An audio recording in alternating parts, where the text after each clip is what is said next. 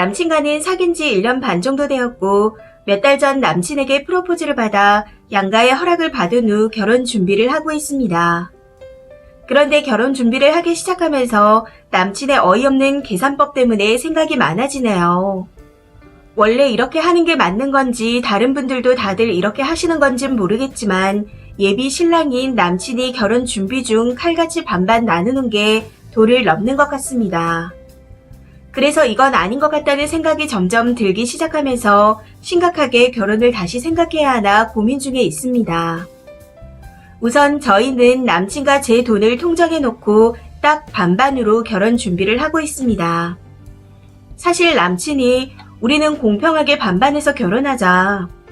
나중에 네가 더했니 내가 더했니 말 나오는 것보다 시작부터 반반씩 하면 싸울 일도 없을 거다. 하고 말하기에 처음에는 나름대로 괜찮겠다 생각했습니다. 대신 저도 결혼하게 되면 명절 양가 방문 문제나 집안일 등 공평하게 하자 제안을 했고 남친도 제 말이 알았다고 했었고요. 그런데 막상 결혼 준비를 하면서 보니 남친이 너무 계산적인 건 아닌가 하는 일들이 자잘하게 생기기 시작했는데 예식장을 알아보면서 결국 문제가 터졌습니다. 결혼식 날짜를 잡다 보니 저희 집의 사정으로 인해 토, 일요일 중 토요일에만 예식이 가능하겠더라고요. 남친에게도 이런 사정을 설명했었는데 흔쾌히 알았다고 해주기에 이해해줬다고 생각했습니다. 그런데 아니더라고요. 남친에게 사정을 설명 후 함께 식장을 돌아보며 여기저기 알아봤는데 식장 대부분이 토요일보다 일요일이 비용이 더 저렴하더군요. 저는 식장 비용 차이에 관해서 크게 신경 쓰지 않았었는데 남친은 그게 마음에 걸렸던 모양인지 갑자기 이상한 소리를 하기 시작하는 겁니다. 우리 집은 토요일이건 일요일이건 아무 때나 상관없었어. 그런데 너희 집에서 토요일밖에 안 돼서 그날로 잡은 거잖아.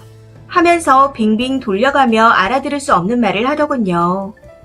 제가 무슨 말인지 모르겠다는 듯이 남친을 빤히 쳐다봤더니 답답했는지 아니 일요일에 나를 잡으면 저렴한데 니네 집 사정으로 토요일에 나를 잡아서 돈이 더 나가는 거잖아.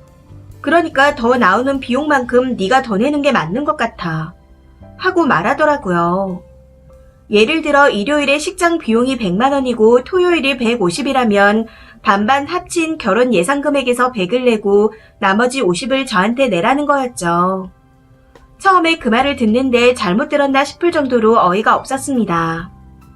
그래서 다시 한번 말없이 빤히 쳐다봤더니 왜? 내 말이 틀렸어? 우리 집은 토요일, 일요일 상관없어서 더 저렴한 일요일에 식을 잡아도 되는데 니네 집 사정으로 일요일에 못하는 거잖아. 그러니까 네가 더 내는 게 맞지. 하고 한 번 더 못을 박더라고요.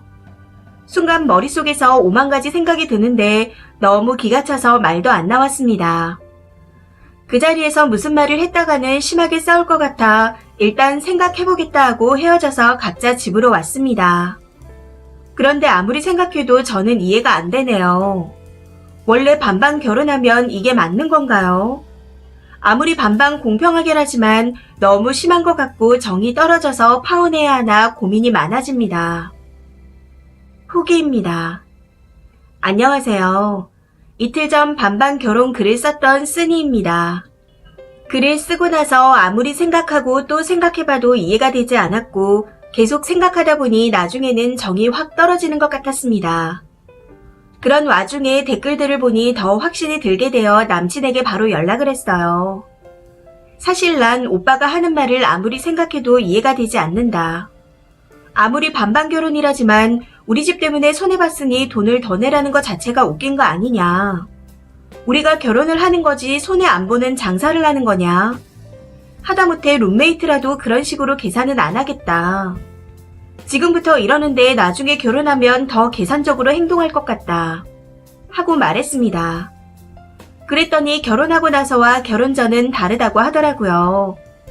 도대체 뭐가 다른 거냐 물었더니 결혼 전 재산과 결혼 후 같이 모은 재산은 다르다며 알 수 없는 개소리를 해대는 겁니다. 그래서 그냥 정 떨어진다. 우리 결혼은 없었던 일로 하고 시간을 좀 두고 만나자.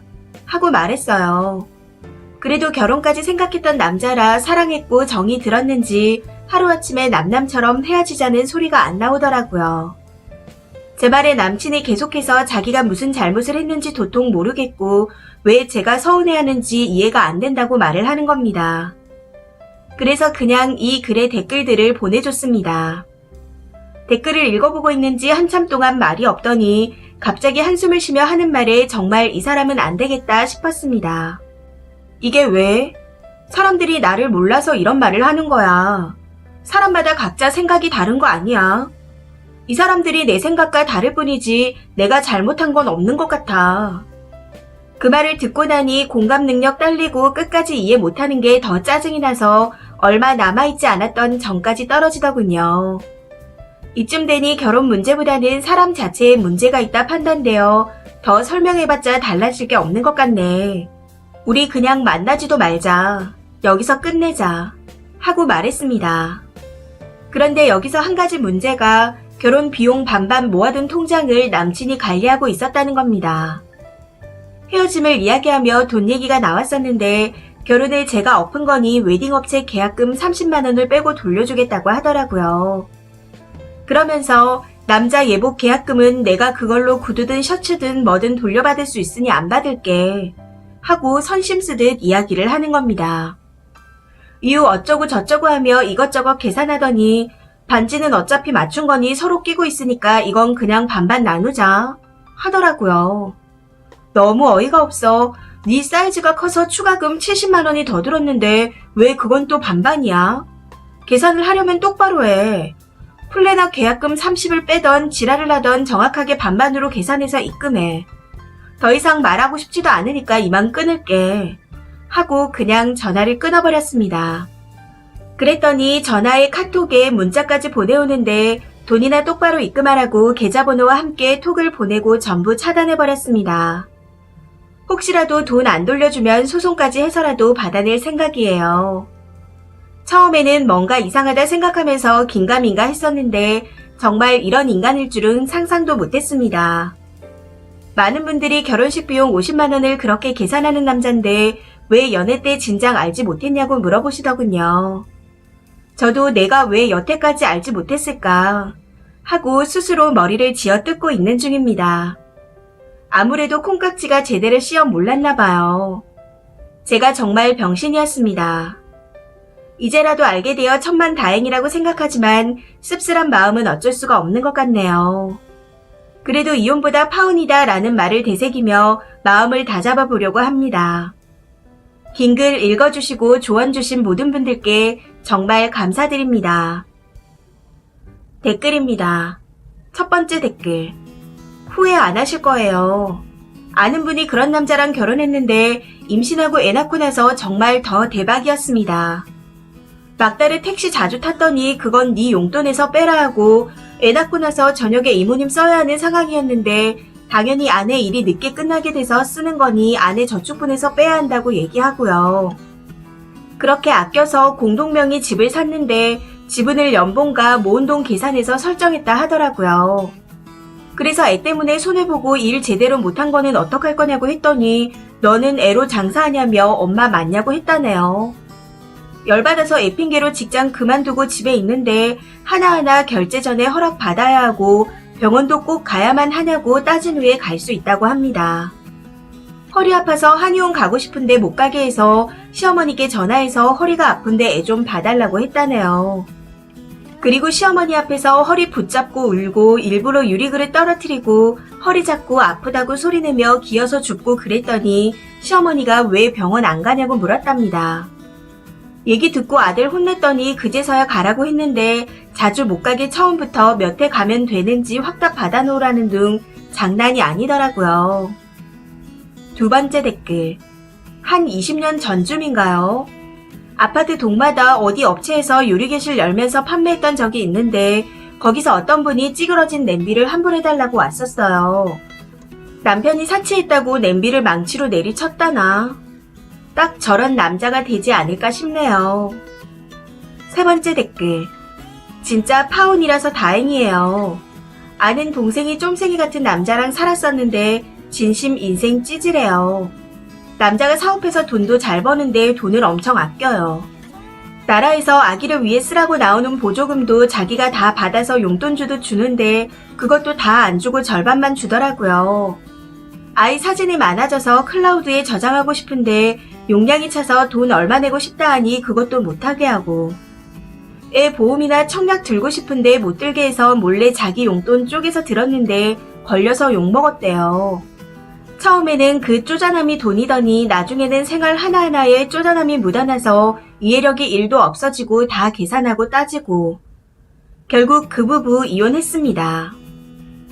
4번째 댓글. 반지는 은근슬쩍 이미 끼고 있는 거니 각자 가지자고 하는 거 보소. 돈수 차이 있는데 쓴이를 멍청이로 봤나? 하여튼 반반거리는 놈 치고 지가 더 받은 거 안 밝히는 놈 본 적이 없어요. 5번째 댓글. 이런 사람들 은근 많네요. 진짜 속으로 저런 생각했어도 정 떨어지는데 말로 내뱉다니 대단합니다. 저였으면 없는 형편이라도 자기야, 하나뿐인 결혼인데 사고 싶은 거 사고 관리하고 싶은 거 해 하면서 돈 좀 주고 싶겠네요. 사랑하니까. 결혼으로 장사하나요? 진짜 싫네요. 거기다 지 잘못은 모르고 끝까지 이해를 못하다니 그게 더 정 떨어집니다. 조상신이 도운 듯 하네요. 콩 한쪽이라도 나눠주고 자기 배구라도 빵이라도 사다주는 남자 맞나요? 님도 그런 아내 되시고요. 그래야 풍족은 못하더라도 행복은 느껴보고 살죠. 6번째 댓글. 이렇게 칼 반반하다가 결혼해서 병원비도 각자 애 낳고 휴직하는 동안 생활비도 그동안 적금 넣었던 거 빼서 반반했다는 글이 생각나네요. 같이 결혼하는 식장을 예약하는 건데 벌써부터 이런 걸 너 때문에 돈이 더 많이 나왔으니 어쨌니 하면서 무슨 결혼을 하겠다는 건지. 파혼해서 정말 다행입니다. 7번째 댓글. 지금이라도 정신 차렸으면 됐죠 뭐. 처음에는 남친이 너무 인색하다고만 생각했는데 지 입속은 또 다 차리고 있었네요. 그냥 찌질함의 극치입니다. 자기 손해는 안 보려고 머리 굴리는 거 보면 사랑한 게 맞는 건지도 의심되네요. 그 전에 님이랑 만나면서도 속으로 계산을 많이 했을 듯 하고요. 식장비 30은 쓰니한테 내라면서 반지에 70 더 든 건 입싹 닦는 걸 보니 참 신박하다 싶네요. 결혼해서 월급 50 더 받는 걸로 육아는 전부 네 거야 할 놈입니다. 진짜 발 안 들이길 잘한 거예요. 파혼하신 거 축하드립니다. 공상맞게 평생 살 뻔했는데 정말 다행이네요. 이 사연은 여기까지입니다. 시청해주셔서 감사합니다.